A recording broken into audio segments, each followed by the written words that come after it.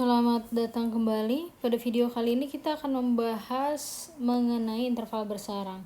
Jadi apa yang dimaksud dengan interval bersarang? Kalau kita punya interval IN, di mana N-nya itu bilangan asli, maka IN ini, barisan interval IN ini dikatakan bersarang kalau berlaku rantai inklusi. Interval dengan indeks yang lebih kecil akan selalu memuat interval dengan indeks yang lebih besar dan berlaku terus ke sana. Ya, jadi sebagai contoh ini kalau seandainya kita punya I1 itu interval yang batas ujung-ujungnya itu yang paling besar di sini ya. Jadi kalau ini kita sebut A1 B1 gitu.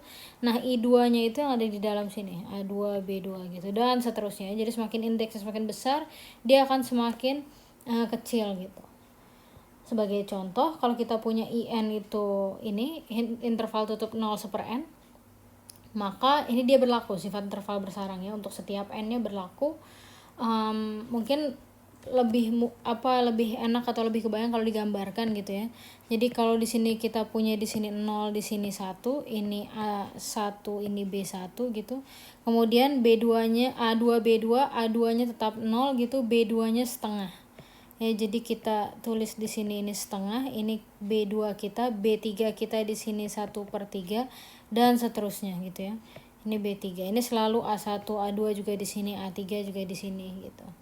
Nah, kalau digambar kita bisa lihat bahwa irisan dari seluruh intervalnya itu ada satu common point 0 gitu ya. Jadi ada satu titik di mana dia menjadi irisan dari semua n ya. Di sini dalam kasus ini 0 selalu menjadi batas kiri gitu, batas bawah, jadi ya selalu termuat lah. Jadi ini bisa dibuktikan ya, buktikannya dengan saling subset.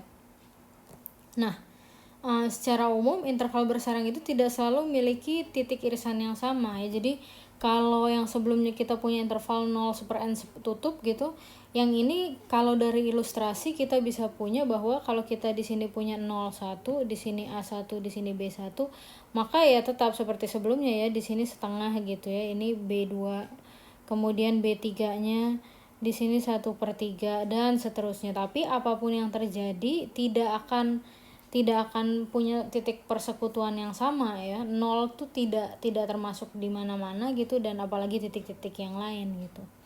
Nah, tapi kan ini secara ilustrasi aja, kita tidak bisa membuktikan hanya dengan ilustrasi ya. Ilustrasi itu hanya membantu kita saja untuk menuliskan buktinya. Jadi kita harus tunjukkan bahwa untuk setiap bilangan real yang kita ambil, maka bilangan itu tidak akan jadi common point gitu, tidak akan menjadi satu titik yang jadi irisan semua interval itu ya. Atau dengan kata lain, kalau X bukan anggota irisan seluruh JN, maka ada satu interval ya, ada satu indeks M gitu, sedemikian sehingga X-nya itu tidak ada di situ. Jadi tidak ada di sini. Nah, ini harusnya gitu ya. Jika dan hanya jika. Biasa kalau kita punya untuk setiap, kita ambil sembarang untuk buktinya ya. Jadi ambil sembarang bilangan real positif di sini karena kita maunya 0/n gitu. Maka berdasarkan sifat Archimedes selalu ada M, sehingga M itu lebih besar daripada 1/x, atau kita punya 1/m itu selalu lebih kecil dari X.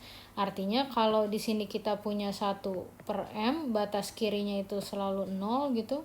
Nah, X-nya itu ya ada di luar sini gitu ya. Jadi X-nya ya nggak ada di interval JM. Kalau X-nya nggak ada di interval JM, maka berlaku ini ya. X-nya bukan common point lah. Tapi ini berlaku untuk setiap X yang kita ambil. Ya, jadi kita bisa tunjukkan bahwa ini tidak memiliki irisan yang sama dengan untuk semua interval. Nah, dengan cara yang serupa kita bisa tunjukkan bahwa KN ini juga tidak memiliki irisan ya, jadi tidak punya common point. Coba dibuat ilustrasinya dan coba dibuktikan. Nah, kita udah lihat bahwa tidak semua irisan barisan interval bersarang tidak hampa apa. Coba ini. Maksudnya ialah ada yang memiliki irisan, ada yang tidak punya irisan gitu ya. Nah, kita ingin lihat bahwa ada nggak sih kriteria yang memberikan atau menjamin bahwa irisan itu selalu ada gitu, ada titik persekutuan yang sama, irisannya tuh nggak kosong. Nah, jadi dia bilang bahwa kalau seandainya kita punya satu barisan interval bersarang gitu ya, dan nih tertutup dan terbatas, maka pasti akan ada satu bilangan C sedemikian sehingga C-nya itu jadi common point ya. Jadi selalu terkandung di dalam setiap intervalnya IN untuk setiap N. Ya, jadi kalau seandainya kita diminta untuk menunjukkan terdapat gitu ya, kita biasanya punya dugaan atau kita harus bisa menunjukkan siapa sih sebenarnya si C ini gitu. Kalau kita coba bikin dulu ilustrasinya ya. Jadi di sini kita selalu buat A1 B1 gitu. Kemudian A2-nya ya ada di dalam. Lo kan gak harus ada di dalam, bisa aja nempel ke yang satu gitu, kayak contoh yang sebelumnya 0 di kiri terus 1 di kanan terus ya boleh aja. Tapi kan intinya di sini hanya ingin memberikan ilustrasi ya. Terus di sini A1, A2 dan seterusnya sampai AN kira-kira ada di sini, BN ada di sini. AN plus 1, BN plus 1 tentu ada di dalam sini gitu ya, dan seterusnya. Nah, kalau seandainya kita punya intervalnya itu tutup terbatas ya, kalau dia terbatas maka ini yang batas kirinya ke sini, batas kanannya ke sini, ya kan dugaan kita dia akan ketemu lah gitu di satu titik. Nah, itu namanya sisi itu yang kita panggil ya. Jadi kandidat C kita siapa? Ya kalau seandainya kita punya barisan bilangan A1, A2, AN dan seterusnya masih lanjut lagi gitu ya, tapi kita udah tahu dia terbatas, ya maka kita bisa duga bahwa sisinya itu ya si supremum dari si AN gitu, atau ya infimum dari si BN gitu. Ini intuisi kita mengatakannya ke sini. Nah, bukti formalnya kita ingin menunjukkan ada satu C di mana C-nya itu terkandung di semua N ya, di semua N di setiap intervalnya. Nah, kita lihat bahwa mungkin enaknya digambar dulu. Sekali lagi gambar hanya untuk membantu kita melihat ilustrasi ya. Yang terluar selalu yang indeksnya paling luar gitu ya. A1 selalu jadi yang terkecil, B1 selalu jadi yang terbesar. Kemudian A2 selalu lebih besar dari A1. Kemudian di sini kita punya B2 selalu lebih kecil gitu ya. Dan seterusnya sampai kita punya di sini AN BN gitu. Ya. Nah, karena IN merupakan interval bersarang, maka IN N itu selalu lebih besar sama dengan 1. Ingat, untuk indeks yang semakin besar termuat di indeks yang lebih kecil ya. Jadi dari sini kita bisa lihat juga bahwa si AN-nya itu selalu kurang dari sama dengan B1 ya. B1-nya selalu lebih besar. Yang paling besar kan. Nah, ini berlaku untuk setiap N. Kalau ini berlaku untuk setiap N, maka kita bisa katakan bahwa si B1 ini merupakan batas atas untuk himpunan AN kalau kita buat ya. Kalau kita buat himpunan AN, nah himpunan AN ini selalu terbatas di atas oleh B1. Nah, kalau himpunan tidak kosong terbatas di atas, supremumnya ada. Jadi kita misalkan sisi tadi sebagai supremumnya gitu. Nah, kita bisa tunjuk kalau sisinya itu sama dengan supremum, maka AN itu akan selalu kurang dari atau sama dengan sisi batas atas terkecil kan gitu. Nah, sekarang kalau kita menunjukkan si C-nya itu ada di setiap ini AN BN, maka kita harus tunjukkan bahwa AN kurang dari C kurang dari BN kan gitu. Jadi kita udah punya yang sebelah kiri, kita hanya tinggal tunjukkan yang sebelah kanan. Ya, kita ingin tunjukkan yang sisi itu kurang dari sama dengan BN untuk setiap N. Caranya kita ambil sembarang N. Ya, kita ingin tunjukkan ini berlaku. Ambil sembarang N. Kalau kita bisa tunjukkan bahwa si BN ya, jadi setelah diambil ini masih sembarang tapi udah diambil, jadi udah satu nilai gitu ya. Kalau kita bisa tunjukkan si BN itu merupakan batas atas dari himpunan AK, ini K-nya sengaja dibedakan supaya tidak rancu dengan yang ini ya. Ingat, jangan terpaku sama simbol gitu. Maka kita bisa tunjukkan kalau si BN-nya itu batas atas dari himpunan himpunan titik ujung kiri interval, maka supremum itu yang merupakan batas atas terkecil pasti lebih kecil dari sembarang batas atas, lebih kecil atau sama dengan dari si BN karena si BN-nya supremum. Ya. Jadi kita tinjau kasusnya. Kalau N-nya lebih kecil sama dengan kurang dari K, kurang dari sama dengan K bagaimana? Kalau N besar dari sama dengan K gimana?